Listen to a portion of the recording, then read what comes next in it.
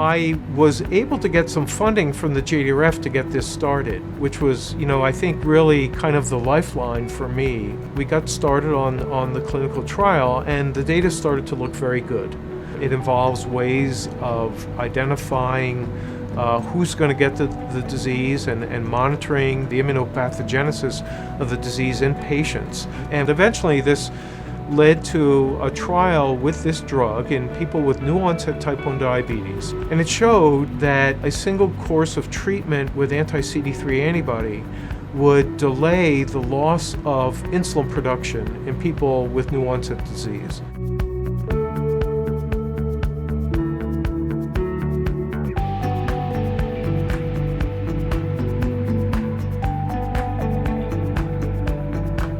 Tell me what's changed from when you started seeing that promising data to now having that FDA approval. For many of the participants in the trial, absolutely nothing has changed. In other words, there are still patients who are in the original trial who still don't have type 1 diabetes. And so for them, they have this new time without the disease that I think is a significant benefit for them.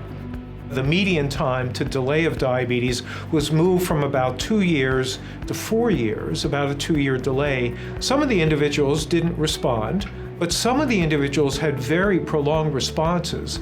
And in fact, recently we treated a person who was in the original trial who went out 10 years until she developed type 1 diabetes.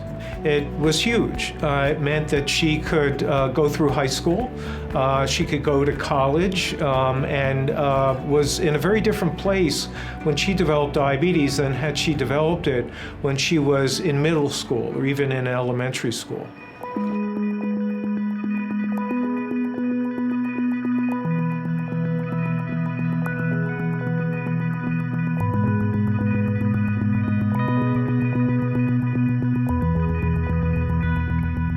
And now, of course, the big question is, what's next? What are we going to do next? And, how do we improve the responses that we've seen already?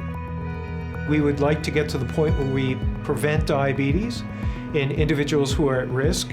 And if we don't find everyone who's at risk and they develop type 1 diabetes, we'd like to be able to replace beta cells and to use this type of treatment, teplizumab, for example, as a preconditioning treatment where you would not redestroy beta cells that are given back to you as replacement.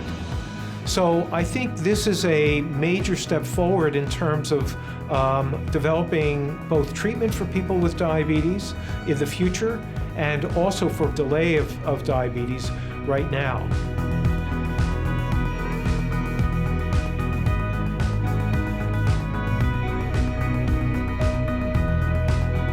In addition to funding the original trial, JDRF has been terrific in sort of standing by our side and helping this move along.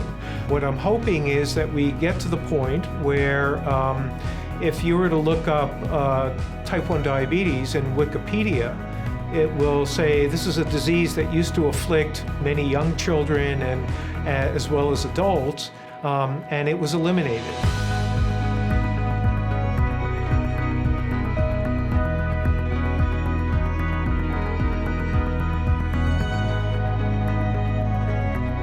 Be the momentum, be the progress, be the cure.